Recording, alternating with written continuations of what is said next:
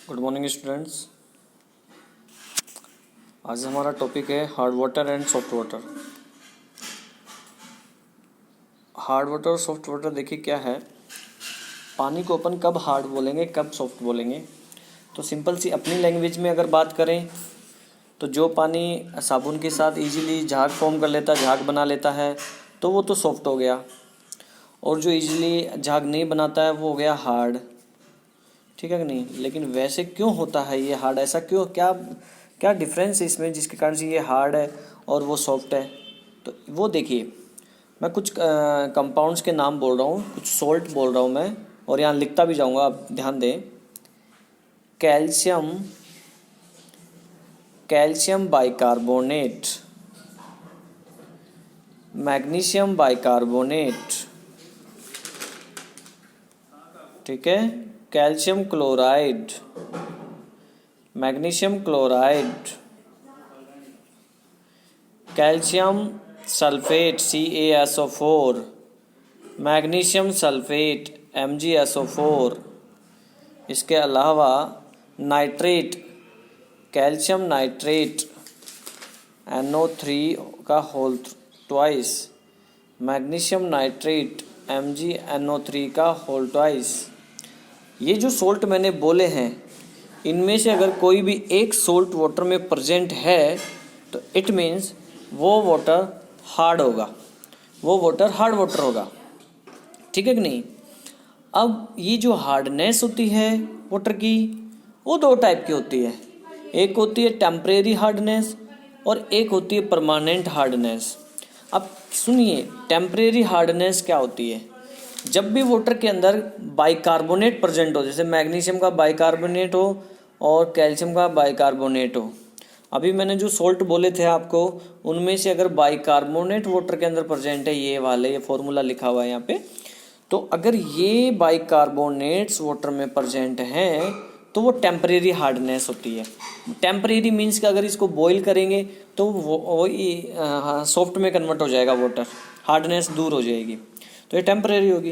Permanent की क्या होती है? जो मैंने ये बाइकार्बोनेट्स के अलावा जो बोले मैंने, नाइट्रेट, सल्फेट, क्लोराइड, ठीक है कि नहीं, अगर ये वाटर में होते हैं तो वो बॉईल करने से दूर नहीं होती, इसको परमानेंट हार्डनेस बोलते हैं। इसके लिए स्पेशल प्रोसेस यूज़ किया जाता है, जिसके बारे में आगे डिस्कस करेंगे अपन। तो यहाँ पे अभी जो मैं बता रहा हूँ वो आप ध्यान दें, टेम्परेरी हार्डनेस कैसे दूर होती है। अगर हमने मैग्नीशियम कार्बोनेट और बाइकार्बोनेट है कैल्शियम का, इसको पानी में है ये, अब उस पानी को अगर हम बॉईल कर देंगे दोनों, तो ये कन्वर्ट हो जाएगा मैग्नीशियम बाइकार्बोनेट मैग्नीशियम हाइड्रोक्साइड में और CO2 बना लेगा, और calcium carbonate, calcium bicarbonate calcium carbonate में H2 और CO2 बना लेगा। तो अब ये प्रोडक्ट बन गया उबालने से ये प्रोडक्ट बन गया। तो अब इसके कारण तो हार्डनेस नहीं होती, इट मीन्स सॉफ्ट में कन्वर्ट हो गया वाटर। एक क्लार्क मेथड भी है यहाँ पे। क्लार्क मेथड में देखो क्या होता है, कैल्शियम बाइकार्बोनेट मैग्नीशियम बाइकार्बोनेट की रिएक्शन जो है कैल्शियम हाइड्रोक्साइड और कैल्शियम हाइड्रोक्साइड से करवाते हैं, जिससे कैल्शियम कार्बोनेट और कैल्शियम कार्बोनेट यहाँ पे में कन्वर्ट हो जाता है, यहाँ मैग्नीशियम हाइड्रोक्साइड भी बनता है। तो यहाँ पे ही कन्वर्ट हो गया कैल्शियम कार्बोनेट और नीचे वाला कैल्शियम कार्बोनेट और मैग्नीशियम हाइड्रोक्साइड, तो हार्डनेस दूर हो गई। ठीक है ना? अब प्रोडक्ट में आप देखिए, इस प्रोडक्ट के अंदर कहीं पे भी आपको ये नज़र नहीं आ रहा है, इसलिए हार्डनेस दूर हो गया, अब सॉफ्ट वाटर बन गया। परमानेंट हार्डनेस की अगर बात करें हम, तो ये मैंने जो से बाइकार्बोनेट्स के अलावा जो बताए मैंने, सल्फेट्स, क्लोराइड और नाइट्रेट, इनके कारण परमानेंट हार्डनेस होती है। ठीक है कि नहीं? अब इनको दूर कैसे किया जाता है? तो एक मेथड और ट्रीटमेंट विथ वाशिंग सोडा के साथ इसकी रिएक्शन करवा दीजिए। देखो यहाँ पे calcium sulphate, calcium chloride, magnesium sulphate, magnesium chloride, तो कन्वर्ट हो गया calcium carbonate, magnesium carbonate NaCl H2SO4। तो यहाँ पे कहीं पे भी ये सोल्ट प्रेजेंट नहीं है कि नहीं? यहाँ पे नहीं है ये, तो अब हार्डनेस दूर हो गई। दूसरा जो मैं नेक्स्ट मेथड जो है वो है परमिटेड मेथड। अब परमिटेड मेथड के अंदर देखो क्या होता है, एक ऐसा टैंक होता है जैसा कि आपको स्क्रीन पे नज़र आ रहा है, इसके अंदर सोडियम जियोलाइट की लेयर्स लगी हुई रहती है। यहाँ पे सोडियम जियोलाइट की लेयर होती है। यहाँ पे सोडियम जियोलाइट को अपन Na2Z से रिप्रेजेंट कर देते हैं। ठीक है कि नहीं, Na2Z। आगे बात समझ में। तो ये सोडियम जियोलाइट है।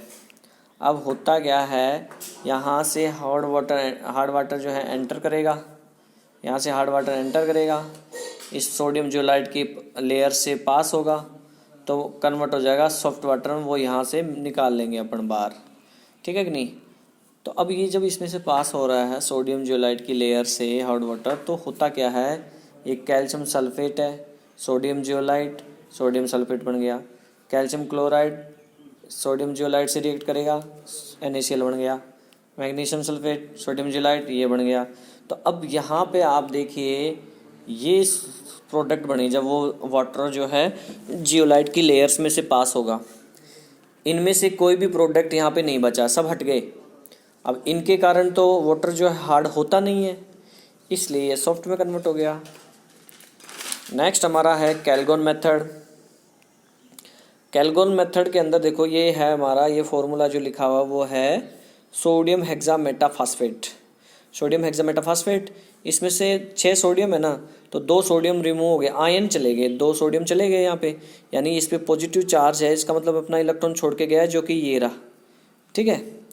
अब ये क्या करेगा, ये आ गया यहाँ पे, और हार्ड वाटर के अंदर ये होता है कैल्शियम आयन होता है या फिर मैग्नीशियम आयन होता है कि नहीं। मैंने यही तो कहा कैल्शियम और मैग्नीशियम के सॉल्ट होते हैं, तो अब ये आयन है, इनमें से कोई सब ले लो। मैंने एग्जांपल के लिए कैल्शियम ले लिया है यहाँ पे रिएक्शन में।